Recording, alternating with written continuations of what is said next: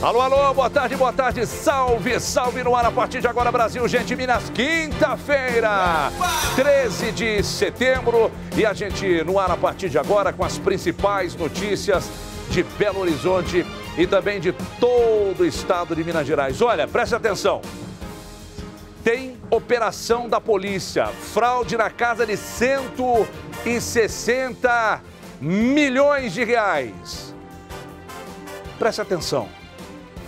Tem uma denúncia aqui muito séria de assédio sexual de um policial militar dentro do metrô de Belo Horizonte.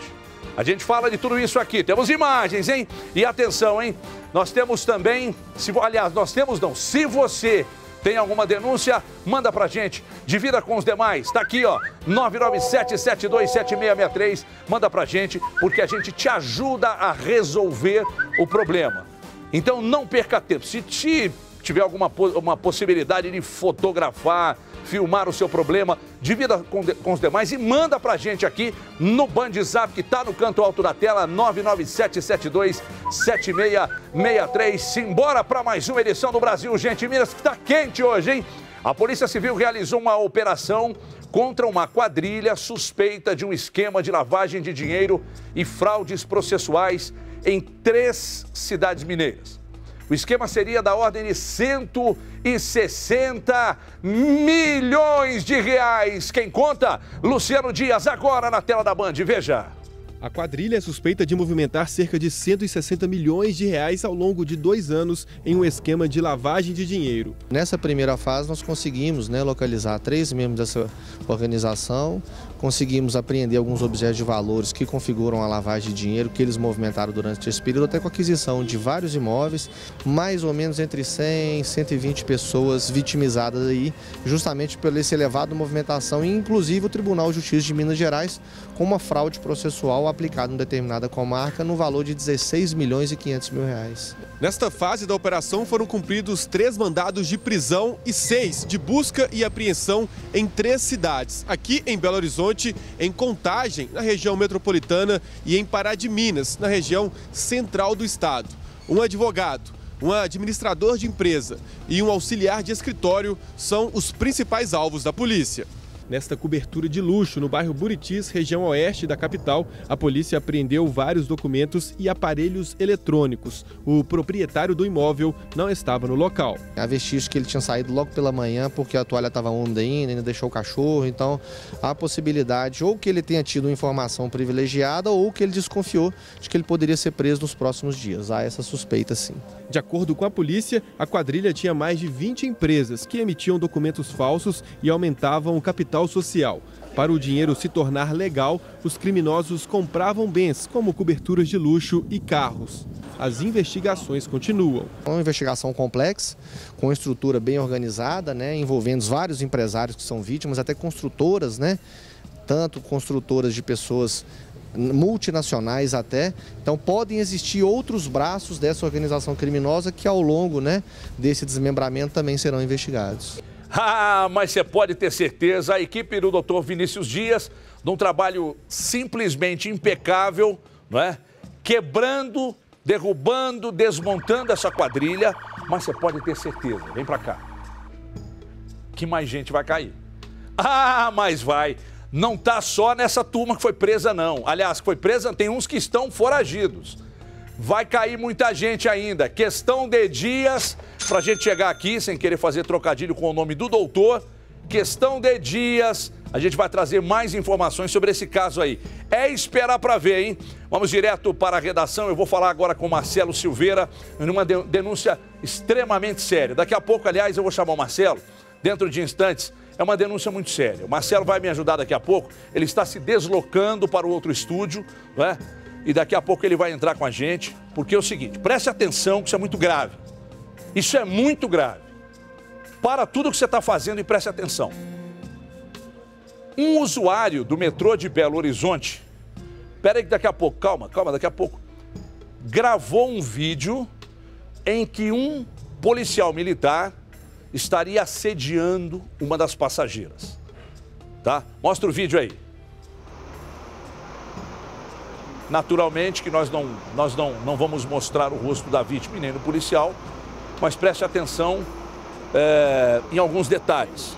O vagão estava vazio, ele poderia estar em vários lugares, mas o celular direcionado para o decote da senhorita e encostando o tempo todo no ombro da mesma. E olha lá como é que ele vai se aproximando, ó. Olha como é que ele vai se aproximando. Olha lá, ó. Como é que o corpo está inclinado no sentido da senhorita que está sentada ali no vagão. Ela está sentada tranquilamente. Preste atenção que, num dado momento, ela até arruma, ela até ajeita o decote. Ela até ajeita o decote. O celular, ninguém mexe no celular desse jeito. Ninguém. O celular fica de frente para o seu rosto. Ninguém deita o celular como está deitado ali, bem no sentido do decote da senhorita. E aí ele vai se aproximando e começa a encostar ali no ombro da senhorita que está dentro do vagão do metrô aqui na capital. Nós mostramos então a imagem, você está vendo aí, e o que a gente espera, né? O que a gente espera de uma figura com farda? Que seja assim como a grande maioria. Exemplo para todos nós. Eu tenho na família, meu pai era tenente, eu tenho vários tios, aqui o meu tio casada com a minha tia, irmã do meu pai aqui, Coronel Nilson Nunes, que eu não sei, há muito tempo que eu não vejo, não tenho notícia. Minha tia Hébia, aqui de Belo Horizonte, né, casada com o Coronel Nilson Nunes, portanto meu tio. Os irmãos do meu pai, pelo menos mais uns 3 ou 4, né? Todas de patente alta no meio da polícia. Então o que a gente espera? O exemplo. Mas nesse caso aí não foi o que aconteceu. Deixa eu chamar o Marcelo, já se deslocou, chegou rápido. A nossa outra unidade, onde está hoje, ele está no nosso estúdio 4 e de lá ele vem trazendo mais informações. Ô Marcelo, quando as coisas mudaram, Marcelo, as coisas mudaram e mudaram muito. Hoje em qualquer lugar por onde você passa tem uma câmera ligada. E eu não estou dizendo só pela câmera ligada, não. Há um tempo atrás, e é sempre bom destacar, era normal andar sem capacete, era normal não usar cinto de segurança. Me lembro muito bem, na década de 80, ia lá para o Farião assistir jogo do Guarani. Se o árbitro era negro, os caras gritavam da arquibancada: "Ô negão, seu preto é FDP!" Isso acabou, graças a Deus, só acabou. Acabou. Ainda acontece, mas hoje é crime. Hoje é crime. E veja você o constrangimento da passageira no momento em que esse policial vai chegando, vai encostando e ela fica totalmente sem reação. Sem reação. Mas a câmera de uma das pessoas que estavam dentro do vagão trabalhou e mostrou. E tem o posicionamento, daqui a pouco tem uma nota da Polícia Militar. Marcelo, me conta mais detalhes, se eu não tenha te arrebentado, falado tudo aqui, Marcelão. Seja bem-vindo. Não, muito obrigado, Everton. Boa tarde para você, boa tarde para todo mundo que nos acompanha. Você disse bem, a polícia já sabe desse vídeo, a Polícia Militar tem conhecimento do que está rolando aí nas redes sociais, porque esse vídeo já foi postado nas redes sociais, tem viralizado por aí, e a Corregedoria disse que já está apurando o que teria acontecido nesse caso. Vai chamar o policial para obter explicações dele, e é isso que a gente tem visto na imagem aí, ó. As imagens mostram que ele está de pé ao lado dessa passageira enquanto ele mexe no celular. Parece que fica tentando ali se encostar nela de forma intencional, né? Isso ocorreu dentro de um vagão do metrô aqui da capital mineira. O militar que estava fardado foi gravado por um outro passageiro que estava também dentro do mesmo vagão desse transporte público a partir de um celular. E como eu disse, isso tudo foi postado nas redes sociais. A Polícia Militar já sabe desse vídeo, já tem posse desse vídeo e está apurando o que teria acontecido. A Corregedoria, para ser mais exato, a Corregedoria da Polícia Militar está apurando para saber o que houve nesse vídeo, viu, Everton? São imagens lamentáveis e aqui nós tivemos o cuidado, até por ser uma norma da casa, né? Nada ainda apurado, provado contra o rapaz, embora as imagens sejam altamente comprometedoras, né? Mas nós não podemos aqui expor nenhum lado e nem outro, né?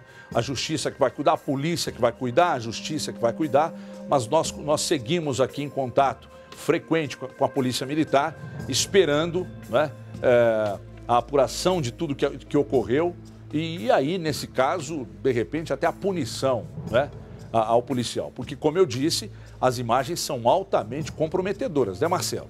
E aí, Marcelo, ainda tem mais um detalhe que é importante a gente destacar aqui.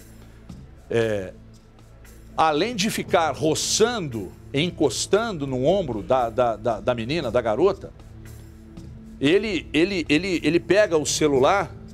Normalmente você usa o celular aqui, né? Quando você vai mexer, ele está aqui, ó. É verdade. Então, passa uma ideia de que estava filmando o decote e tem um momento do vídeo, não sei se há possibilidade de mostrarmos novamente, em que a garota ajeita a camisa, ela fecha a camisa, talvez até pelo constrangimento, né? E por imaginar que pudesse, de repente, estar sendo filmada. Lamentável, Marcelo, lamentável. Dá a entender que ele estaria fazendo realmente algumas fotos ou até vídeos, né? De cima para baixo ali. Dessa moça, do decote dessa moça, né? Deixa a imagem, André, porque eu vi esse vídeo agora há pouco, antes do início do programa, e tem um momento que ela fecha o decote, não está aparecendo ali na imagem, não aparece esse momento. E aí, ó, nesse momento, ó, no início, um pouco antes desse início aí, mostra ela puxando eu não sei se ela puxa a alça da bolsa, ou se ela joga o cabelo na frente, não é isso? Ela joga o cabelo, de repente, até para tampar o decote e tal. Enfim. São imagens lamentáveis e a gente passa a entender ainda mais, né, quando essas imagens chegam até nós, a gente passa a entender muito mais o que as mulheres passam hoje em dia, né? E aí isso dentro do metrô, isso dentro do ônibus, isso num lugar onde está tumultuado e tal, é impressionante. Mas aí a gente deixa por conta da polícia, da justiça e, claro, sempre acompanhando muito de perto a apuração de tudo isso para trazer o resultado dessa apuração, o posicionamento da Polícia Militar. Obrigado, Marcelo. Daqui a pouco eu volto com você aí do nosso Estúdio 4. Muito obrigado, Marcelão, com a gente aqui. Pessoal, vamos dando sequência aqui, 4 horas e 27 minutos. Durante esse período eleitoral, é sempre bom destacar que o programa começa às 4h15 e termina às 5h15, e não às 5 horas, durante o período de propaganda eleitoral. Daqui a pouco volta ao normal, de 4 às 5 da tarde, o nosso Brasil Urgente Minas, 4h28 agora. O período chuvoso vem aí e a Prefeitura de Belo Horizonte vai promover 25 obras preventivas. É um esforço para evitar a repetição de tragédias aqui na nossa capital mineira. Luciano Dias conta tudo agora na tela da Band, veja. Falar de chuva com José Wagner faz ele se emocionar. Quando dá essas chuvas aqui, fica indeciso aqui, ó. Entendeu? Então a gente fica preocupado até pros outros, pra gente mesmo e pros outros, né? Emociona a gente demais um troço desse, né? Que a gente já trabalha para dar um duro danado para chegar no fim do ano a gente tem uns prejuízos danados grandes, né? Ele trabalha em uma oficina mecânica na Avenida Tereza Cristina, na região do Barreiro, há 8 anos. Teve prejuízos com a chuva de 2016. A água passa com a correnteza tal aqui, assim, ó, que se você não consegue chegar aqui, você tem que vir pelo muro ali, assim, ó, e segurar por causa da correnteza. Arrasta carro aqui, ó. A Avenida Tereza Cristina é considerada uma das áreas de maior preocupação no período chuvoso em Belo Horizonte. Estas obras nas bacias Túnel Camarões, no bairro Tirol, têm como um dos objetivos solucionar os riscos de inundação da via. Estão sendo investidos pelo PAC 135 milhões de reais. O prefeito da capital, Alexandre Calil, visitou o local nesta quinta-feira. Essa é uma obra que estava parada desde 2014, né? 2015 ela retomou, mas não retomou. São bacias de contenções, uma das que Belo Horizonte necessita, que vai terminar no ano que vem e aliviando tanto essa região como a região lá no final, que é a região da Tereza Cristina. Ao todo, 35 obras aguardam solução definitiva na cidade e que demandam recursos do Ministério da Integração. Como há situações consideradas emergenciais em Belo Horizonte, 25 locais devem sofrer intervenções até o período da chuva.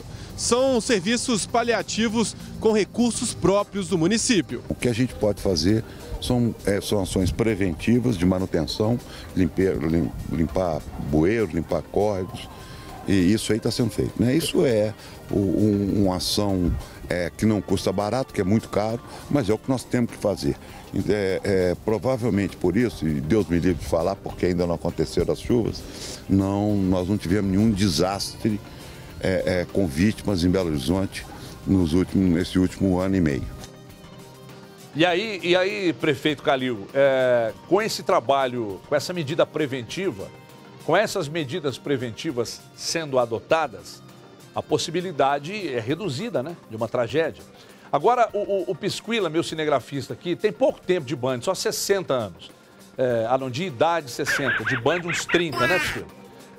Qual é que é a rua que você falou que é o problema? Que você está olhando para mim com cara feia? Tá com fome? Em frente ao Hospital Belo Horizonte, na Antônio Carlos, desabou o barranco lá e a casa tá pendurada até hoje lá. Você passa lá todo dia. Ó, então vamos lá, vamos ver isso aí. Alô, Chico Maia, meu irmão aí na prefeitura. Grande Chico Maia, um beijo pra sua mãe, Dona Terezinha, lá em Sete Lagoas. Me chama pra almoçar lá num domingo.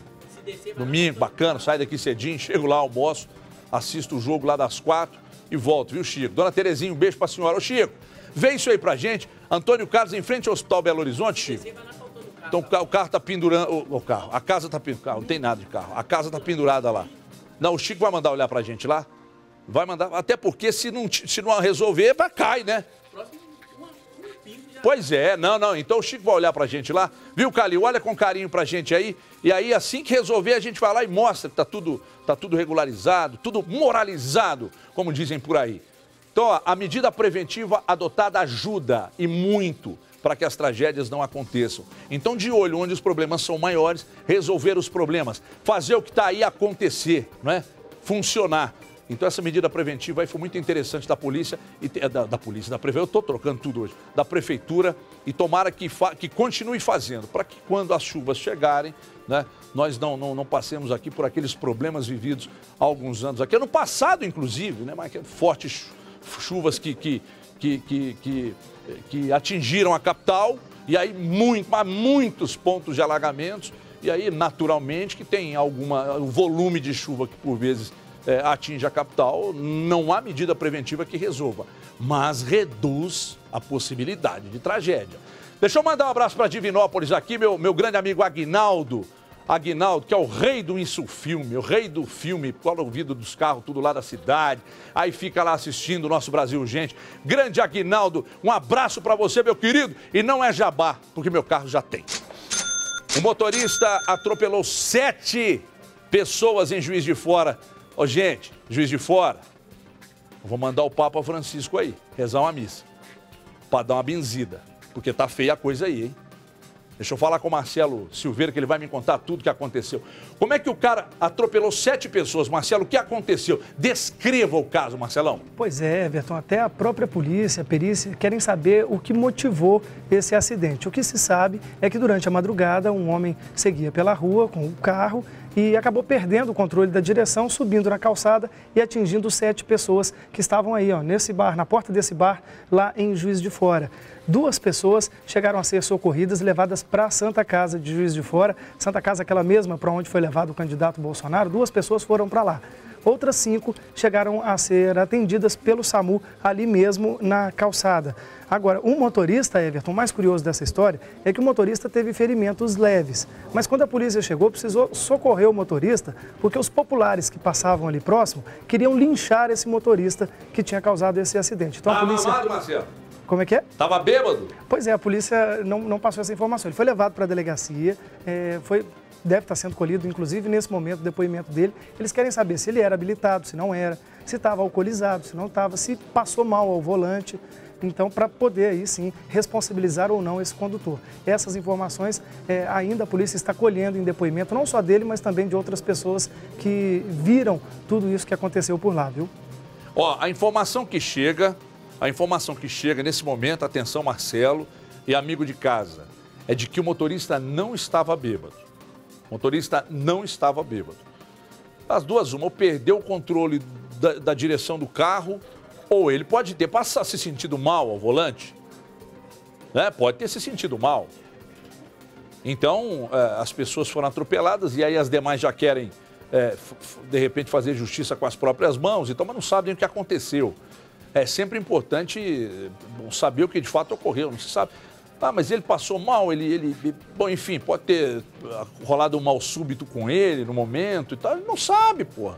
Teve um cara que morreu ali no anel rodoviário, isso ano passado, ano retrasado, não sei, teve um mal súbito e bateu numa daquelas pilastras lá que sustentam um dos viadutos ali do anel e morreu.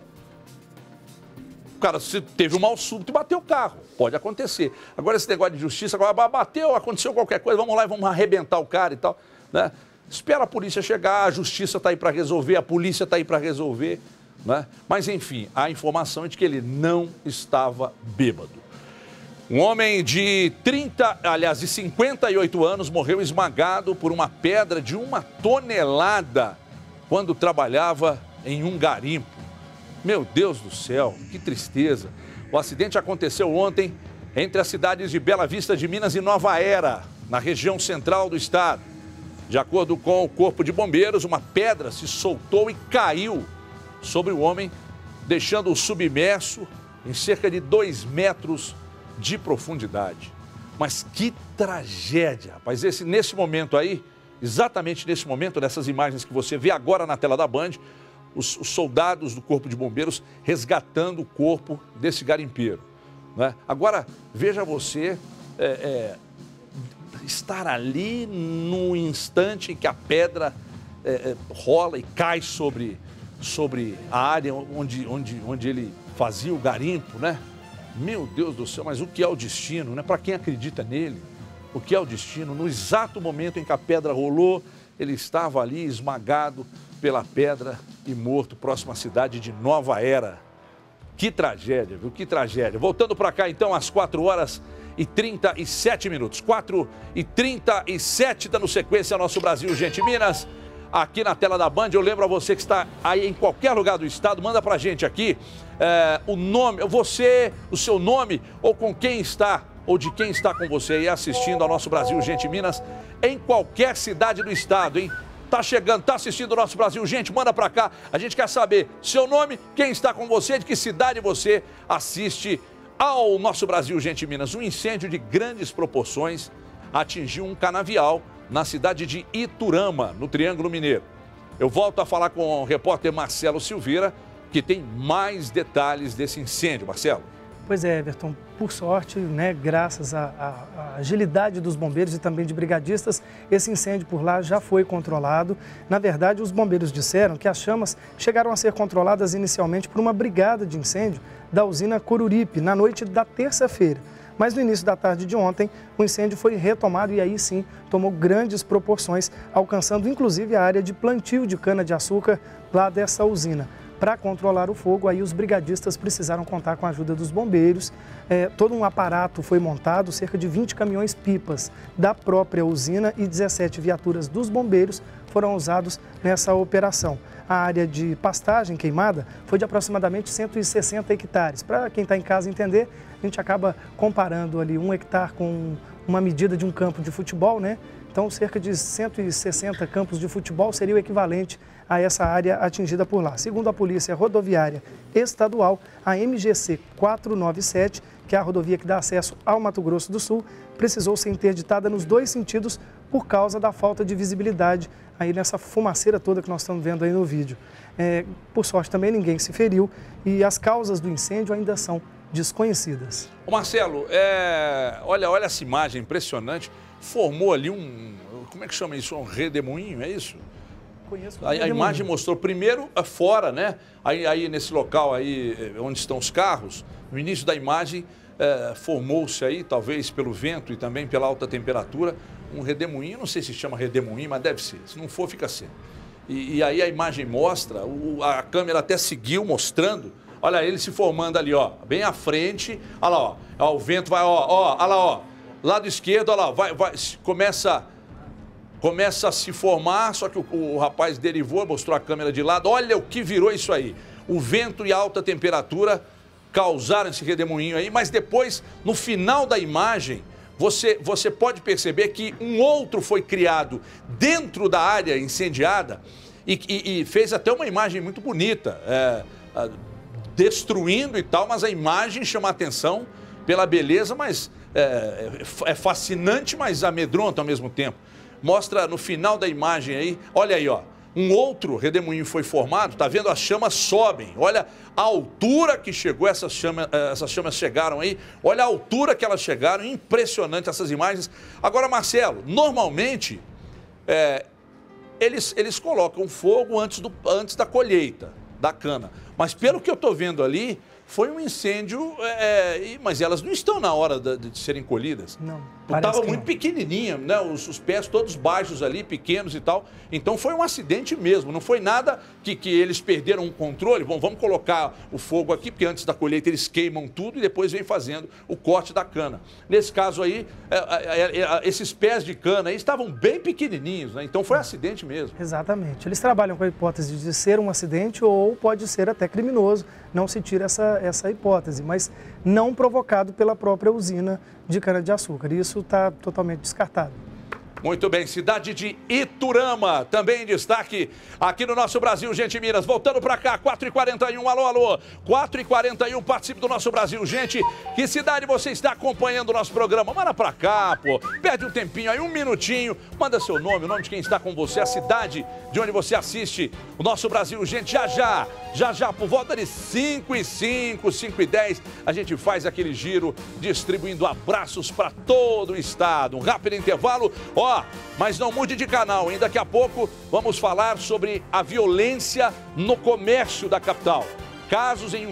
Houve casos em um terço das lojas da cidade e a polícia trabalha para manter os reincidentes, todos eles presos, claro, com papel importante da justiça, né? Confira. Com o reincidente, nós temos registro dos crimes que ele aconteceu, nós lançamos esses registros nas ocorrências novas, para que a justiça tenha ferramentas para manter esse agente preso. Nós trabalhamos aí, levamos informação ao Ministério Público, ao próprio Judiciário no momento da audiência de custódia, para que mantenha esse reincidente preso. Tá? Nós fazemos esse papel. Se ele vai continuar preso no momento da audiência de custódia, já foge a nossa alçada.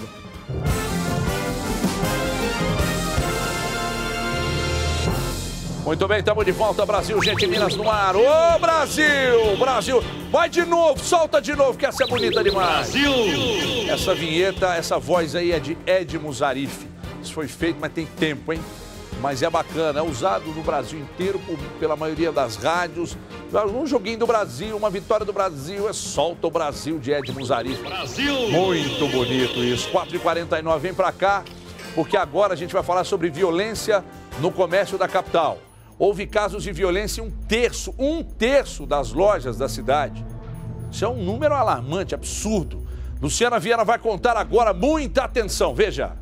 Na capital mineira, nos últimos 12 meses, 32% dos estabelecimentos comerciais sofreram algum ato de violência. Em relação a 2017, houve redução. No ano passado, o índice foi de 54%. Os números são de uma pesquisa feita pelo Sincovaga, Sindicato do Comércio Varejista de Gêneros Alimentícios de Belo Horizonte e também da FEComércio Minas. Os dados foram apresentados para representantes dos setores envolvidos, imprensa e órgãos públicos. Quando a gente pergunta sobre trabalhar até mais tarde ou trabalhar nos finais de semana, os empresários ainda estão sensíveis a essa segurança. E muitos deles consideram inseguros trabalhar nessas situações. Os empresários gastam cerca de 5% do faturamento com medidas de segurança.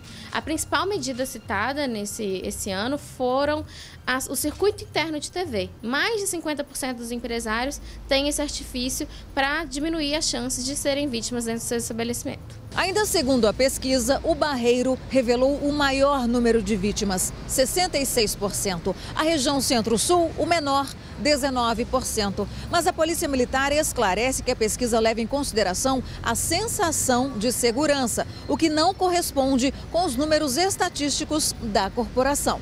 O dado nos estranha um pouco porque a região do Barreiro hoje é a região que tem um dos menores números de roubos na cidade de Belo Horizonte. Então a pesquisa ela trata de sentimento, é uma pesquisa de sentimento de segurança, de violência, né?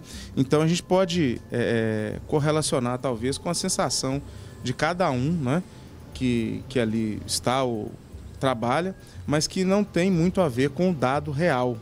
Uma vez que a região do Barreiro hoje é uma das que tem menor número de crimes violentos, principalmente na cidade de Belo Horizonte. Entre as ocorrências desse ano, 68% foram assaltos à mão armada a empresários do comércio, conforme os próprios relataram na pesquisa. Entretanto, segundo o sindicato do setor, aproximar a polícia das lojas tem surtido efeito, mas também chama a atenção para os crimes menores, como os furtos. A gente nota que a presença da polícia, esses carros móveis aí, são uma coisa que deu resultado. Na loja você sente isso, uma presença mais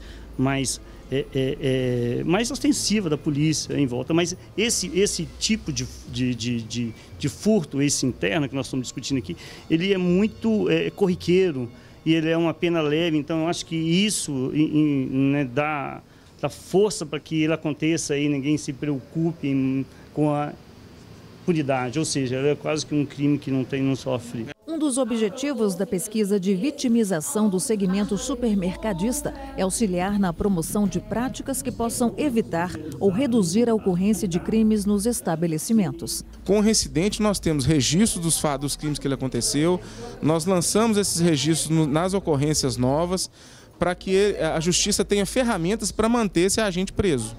Nós trabalhamos aí, levamos informação ao Ministério Público, ao próprio Judiciário no momento da audiência de custódia, para que mantenha esse reincidente preso. Tá? Nós fazemos esse papel. Se ele vai continuar preso no momento da audiência de custódia, já foge a nossa alçada. As imagens que os circuitos capturam são assustadoras, né? Os caras chegam, tocam terror, por vezes fazem uso da violência, olha lá, o revólver apontado, não constrange a câmera, não constrange o movimento da loja, do supermercado, da farmácia, nada disso constrange, nada disso inibe. Em algumas vezes eles não perdoam e puxam realmente o gatilho, sem o menor constrangimento, não tem medo da punição, né? Até porque eles sabem muito bem que a primeira justiça amorosa, segundo fica um pequeno período preso, depois eles voltam para a rua e continuam cometendo os mesmos crimes ou até crimes mais graves. Então, é a polícia trabalhando, mas a polícia trabalhando, capturando, prendendo ou apreendendo quando são menores e tal, aí leva, mas a justiça solta, né? A justiça solta. E aí, enxugar gelo, né? O cachorro correndo atrás do rabo e o problema não acaba. É sempre assim, lamentavelmente, lamentavelmente. E o pior, hein? E o pior, hoje em dia, já dei umas 2 ombradas nessa televisão, a terceira eu acho que eu derrubo ela. Hein? Aí é nocaute. Aí é nocaute. Como é que é lá no Paraná, o cara quebrou, Lincoln?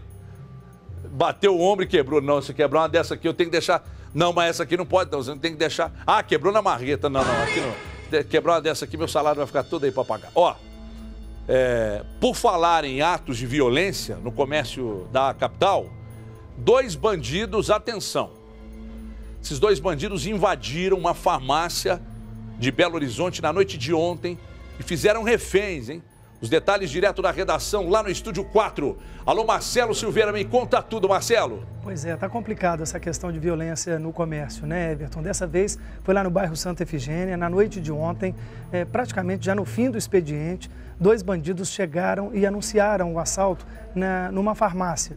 Por lá, 3 pessoas estavam dentro do estabelecimento, elas acabaram sendo feitas reféns, 2 deles eram clientes, um era vendedor. Mais curioso é que um dos bandidos estava armado e vestido com uma roupa de gari, Everton. Essa situação foi percebida por uma pessoa que passava na rua. Apesar dos bandidos terem baixado as portas, uma pessoa na rua percebeu aquela movimentação estranha, resolveu chamar a polícia, que foi muito rápida. Chegou no momento em que os bandidos ainda estavam lá dentro, provavelmente fazendo o que a gente chama de fazendo limpa, né? Indo ao caixa, pegando celulares de clientes, de vendedores.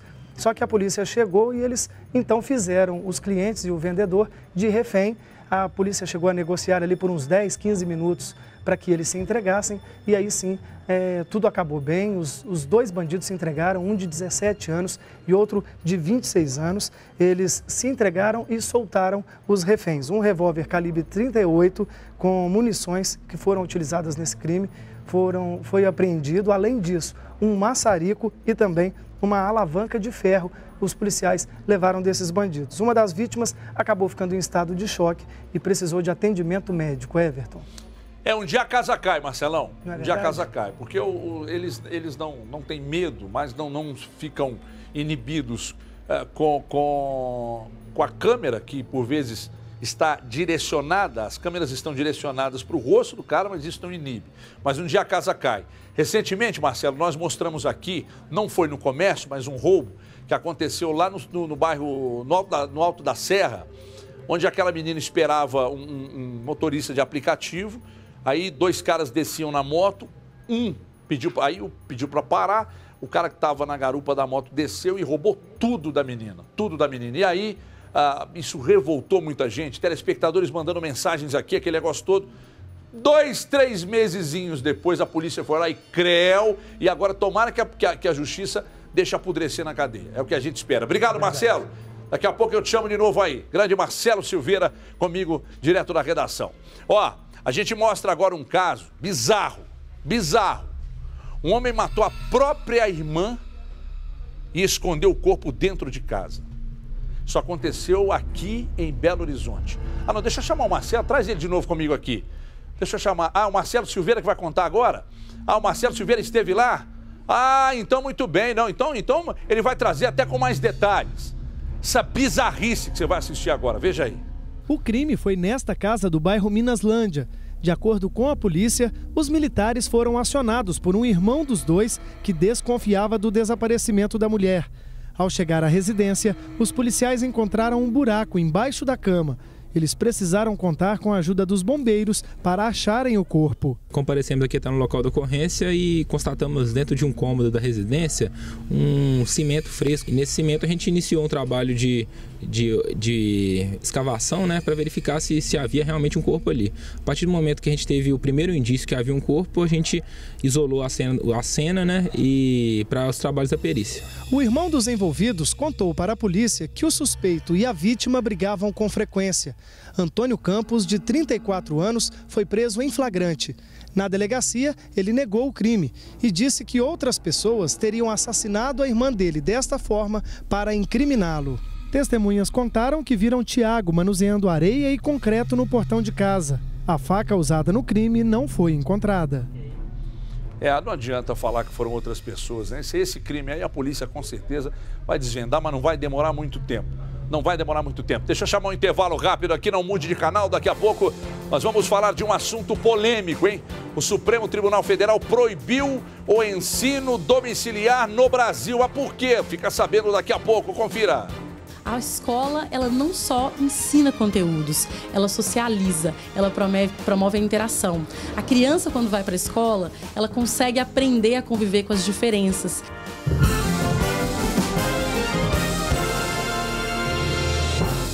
Muito bem, estamos de volta. Deixa eu mandar um abraço pro meu grande irmão, Lucas von Dollinger, meu colega de rádio 98. Que é um cara que eu gosto muito, respeito muito, está conosco todos os dias lá na Rádio 98. Estou lá todos os dias, de 8 às 10 da manhã, de 7 às 9 da noite. E o Lucas von Dollinger, meu colega lá, um baita de um produtor. Beijo para você, meu irmão. Olha aqui, eu preciso dar um recado para você e vai ser agora. Quer saber o que é? Você usa o carro todo dia? 2 vezes por semana, só no final de semana? Então deixa eu te falar uma coisa. Seu carro pode pesar e muito na sua vida. Por isso, a Uber desenvolveu essa calculadora aqui para você descobrir o peso do seu carro e mudar de vez. Acesse o site pesodoseucarro.com.br. Aí você vai responder as perguntas que aparecem. Por exemplo, quantos dias você usa o carro, quantos quilômetros você percorre por dia, quanto gasta de manutenção e outras perguntas essenciais para você fazer o cálculo. E olha que legal, você pode descobrir se o seu carro tem o peso de uma âncora, um elefante, uma baleia ou até um dinossauro no seu bolso, amigo. Você vai ver que pode valer muito mais a pena deixar o seu carro de lado e seguir de Uber. Acesse lá pesodoseucarro.com.br e faça as contas. Você vai querer mudar na hora e seguir, sabe de quê? Seguir de Uber. Vem cá, o Supremo Tribunal Federal barrou ontem o ensino domiciliar no Brasil. A estimativa é de que 15 mil crianças brasileiras estudem em casa. De acordo com os ministros, a forma não deve ser admitida enquanto o Congresso não regularizar a prática, não entendeu? Igor Calian explica, veja. Roda de leitura, aula de matemática e até canto. Mesmo sendo de madeira, sou a matriosca que te faz feliz. Todas essas atividades foram feitas no mesmo dia e em casa. A Agnes, de 9 anos, e a Litza, de 5, são irmãs e, junto com a Ana Luísa, de 9 anos, aprendem com as mães. Eu, como fui professora, eu vi que uma professora para tantas crianças, né? Às vezes são 20 alunos, 25 alunos.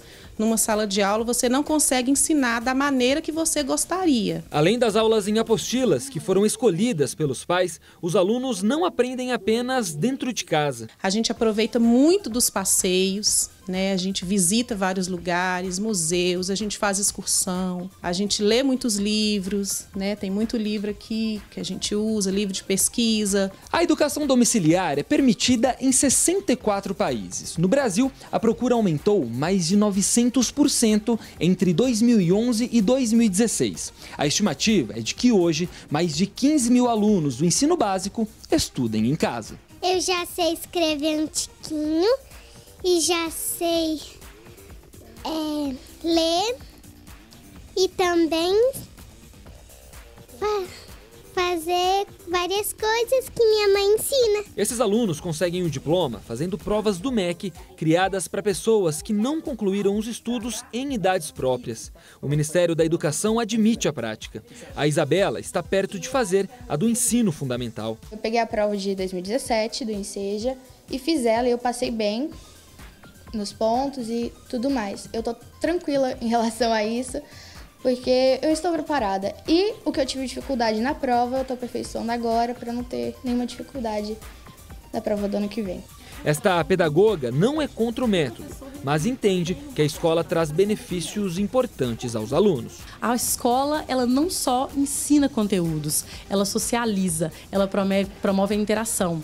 A criança, quando vai para a escola, ela consegue aprender a conviver com as diferenças. É fundamental frequentar a escola, conhecer muitos pares de idade para participar desse jogo social. Como é que é o nome da pedagoga? Como é que é o nome da pedagoga? Como é que é o nome da pedagoga? Andresa Félix. Tô com você, Andresa. Vamos embora, meu povo, vamos embora. Cadê? Vem cá. Ó, Joel da Atena agora com destaque de São Paulo e do Brasil. No Brasil, gente, amanhã a gente volta. Não, amanhã não tô aqui. Segunda-feira eu volto às 4h15 da tarde. Bom final de semana, um abraço. Tchau, pessoal.